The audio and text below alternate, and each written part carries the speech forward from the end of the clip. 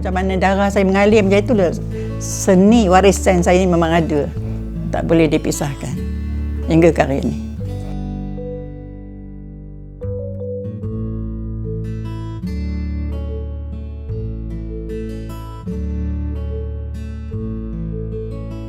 Dikenali dengan nama bersucia, seni tekad sudah lazim dikaitkan dengan kegunaan pakaian harian keluarga diraja Kesultanan Perak pada suatu ketika dahulu. Uniknya, seni tekad sulaman ini benang yang digunakan adalah benang emas dan kain baldu dijadikan kain dasar. Jika dahulu, barangan tekad benang emas sinonim dengan lambang darjat dan simbol kekayaan sesebuah keluarga. Namun, kini, baik golongan atasan maupun masyarakat awam boleh memiliki perhiasan bersulam benang emas.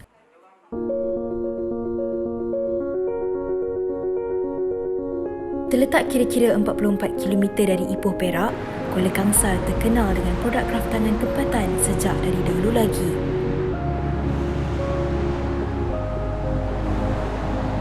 Selain dari Lebuh Sayong, seni tekatan benang emas juga menjadi salah satu kebanggaan di negeri ini.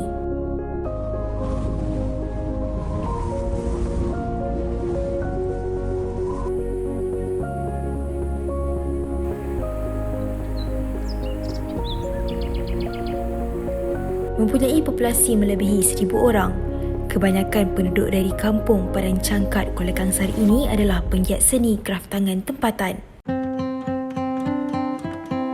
Selain terkenal dengan menghasilkan produk tempatan yang berkualiti antarabangsa, kampung ini juga menjadi saksi jatuh bangun seorang tokoh usahawan wanita, si tangan emas Azizah Muhammad Yusof. Mewarisi kemahiran seni tekad dari ibunya, Azizah Muhammad Yusof adalah generasi keempat dari keluarganya yang meneruskan legasi warisan seni tekatan benang emas.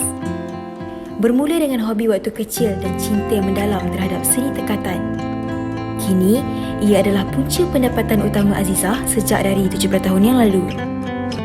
Saya lahir-lahir memang tekad dah ada dah. Pada masa itu tak adalah popular macam sekarang ni.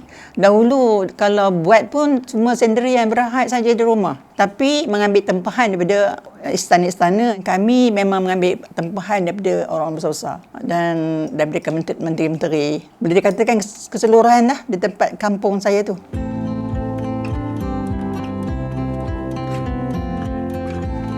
Bersama Sdn Berhad, kedai tekad benang emas ini diusahakan oleh Azizah Yusof sejak dari awal dia berkecimpung dengan bidang ini.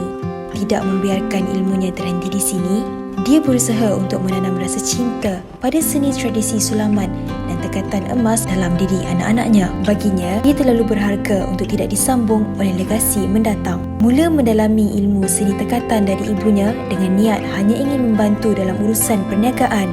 Kini Mariah Abu Kasim menguruskan perusahaan tekatan benang emas sekaligus menyambung legasi ibunya.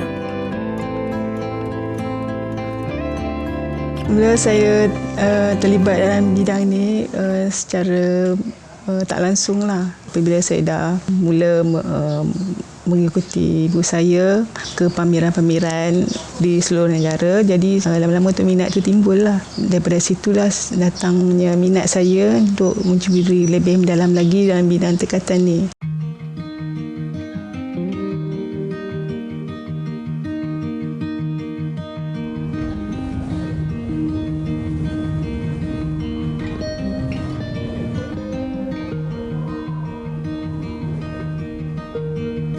Dengan niat untuk membantu komuniti di kampung Padang Cangkat Kuala Kangsar, Azizah membuka bengkel belajar tekatan benang emas buat sesiapa yang berminat untuk menambah ilmu mengenai seni tekatan ini. Selain berkongsi kemahiran dan juga rezeki dengan masyarakat setempat, Azizah juga bakal mempunyai generasi baharu dalam bidang ini sebagai pelapis yang menyambung legasi warisan keluarganya. Bagi mengekalkan keaslian dan memelihara nilai estetika sulaman tekatan, Azizah masih mengusahakan tekatan benang emas secara tradisional menggunakan tangan. Keunikan ini membezakan seni sulaman tekatan Azizah dengan yang lain. Motif dan corak pada sulaman membawa maksud tertentu. Bagi menghasilkan acuan motif, empulur perlu dibentuk. Mempulur akan digunakan untuk membentuk motif tumbuhan dengan gaya yang organik. Corak yang terhasil daripada mempulur rotan seka lazimnya bercorak banji, kisi-kisi, dangai atau catur.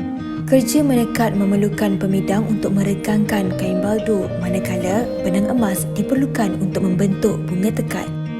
Kain baldu yang usai ditegangkan pada pemidang disambungkan dengan kain putih yang diikat pada bingkai akan ditindih dengan jahitan benang emas. Banyak kita nak buat persediaan ya.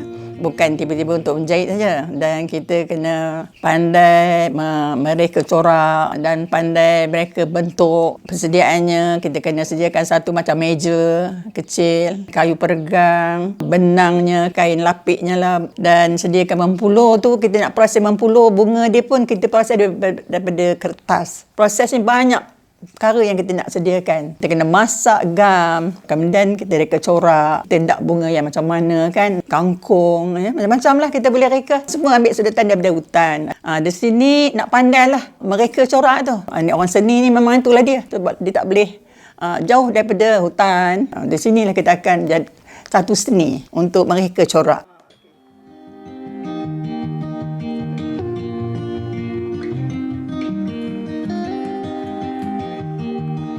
Pemilihan ukuran jarum juga memainkan peranan penting dalam kekemasan sulaman ini. Cara jahitan yang teliti dan kemas menentukan kualiti sulaman tekad benang emas. Jahitan benang emas akan diikat jahit oleh benang putih dengan ikatan yang ketat dan kukuh. Benang emas harus disusun rapat supaya mempulur tidak kelihatan.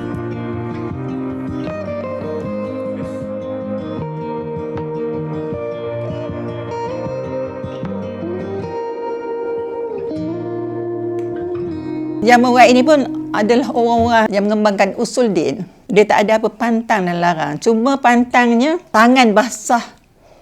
Tak bolehlah nak pegang benda-benda yang ni. Tangan berpeluh pun pantang. Itu ya pantang. Ataupun nak menggosok-gosok ke. Sebab takut pudar.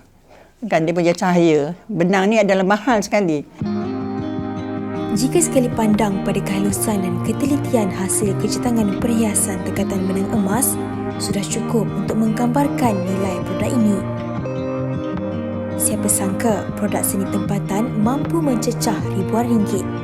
Bukan sahaja laris dijual di negara asal, ia juga dikomersialkan di peringkat antarabangsa. Boleh dikatakan melebihi daripada dulu lagi. Sebab sekarang telah diperkenalkan. Bukan setakat semenanjung tanah Melayu. Bahkan seluruh Malaysia dikatakan. Dan termasuk keluar negara dah dibawa ke kedutaan. Di sini saya rasa inilah yang membanggakan si penekat.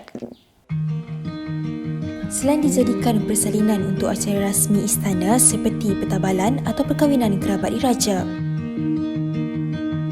produk tekatan benang emas seperti hiasan tekad untuk pengantin, hiasan tekad pada pelamin dan tempat sirih juga mendapat permintaan yang tinggi.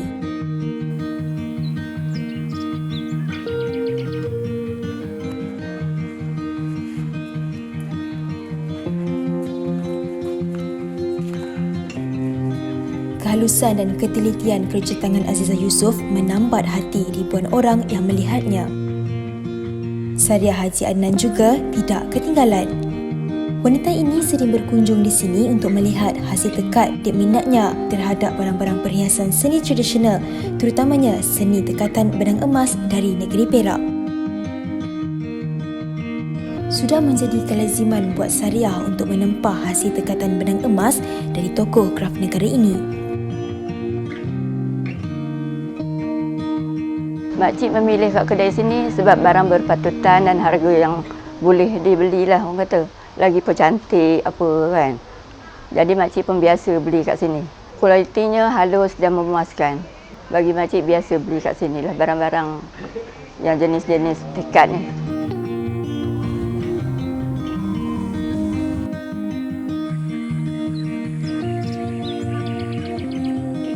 Ia bukanlah satu perkara yang mudah. Namun, di mana ada kemahuan, di situ ada jalannya. Segala penat lelah, jatuh bangun Azizah Mamat Yusof bersaksikan benang emas dan kain baldu kini membuahkan hasil. Wanita berusia 83 tahun ini telah menerima banyak pengiktirafan di peringkat kebangsaan atas usahanya yang tidak berbelah bahagi dalam memelihara dan memajukan seni warisan tradisi. Saya pun tak ada ingat nak orang kata nak merebut anugerah, tidak. Saya suka buat kerja tu bukan katakan di pusat keratangan je. Memang saya suka membantu. Kalau ada orang kahwin memang saya sibuk. Bukan katakan di kampung, tidak, di bandar, di mana saja. Saya banyak kawan, banyak keluarga pun banyak ya. Mana ada orang kahwin, orang jemput kita. Saya suka bergelumang ya, orang kata memang suka buat kerja, bukan berduit kan, kena duit, tidak. Tolong ya. Tolong dari segi persiapan. Kalau dia ada tempah kat kita, lagi saya seronok. Kalau rumah datuk-datuk kan, lagi saya seronok. Dia akan ambil, siapkan tempat pelaminan, tempat tidur, apa semua saya siap. Bila dia terima anugerah pun, saya rasa tak sangka, betul ke saya terima anugerah? Bukan sahaja dihargai di negara sendiri, namanya sudah tidak asing meniti di bibir masyarakat di luar negara. Selain dijemput untuk menyampaikan demonstrasi tekatan di Jepun, Arab Saudi dan Brunei,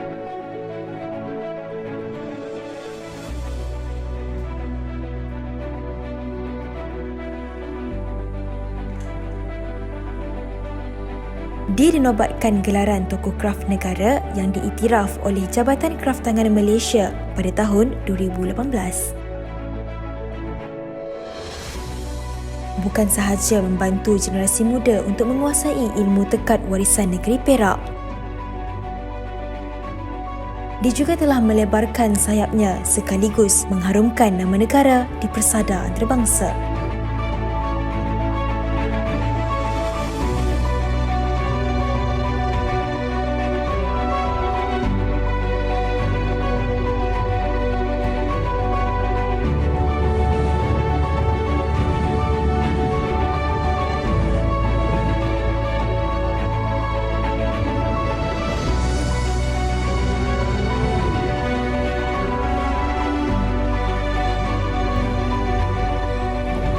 Jika malas berdayung, perahu akan hanyut. Tanpa usaha, tiada hasilnya. Azizah tidak akan mampu ke tahap ini tanpa sokongan dan bantuan beberapa individu. Dia beruntung kerana tidak keseorangan. Di sebalik perjuangannya untuk memulih dan memelihara seni kraft tradisional ini, dia membawa semangat suami dan anak-anaknya yang tidak pernah putus menyalurkan sokongan pada wanita gental ini.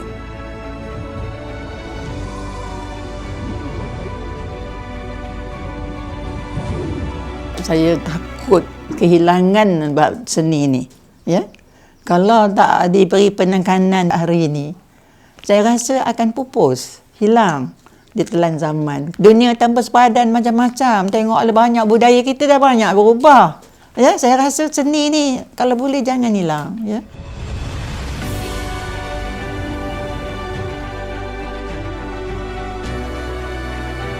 Bagai purnama dan mentari, saling melengkapi.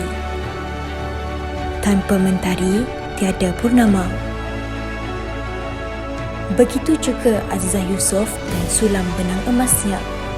Sinarnya diraih generasi baharu, menyambung legasi seni tradisi. Agar ia sentiasa mekar mewangi, membawa nama negara ke pentas dunia.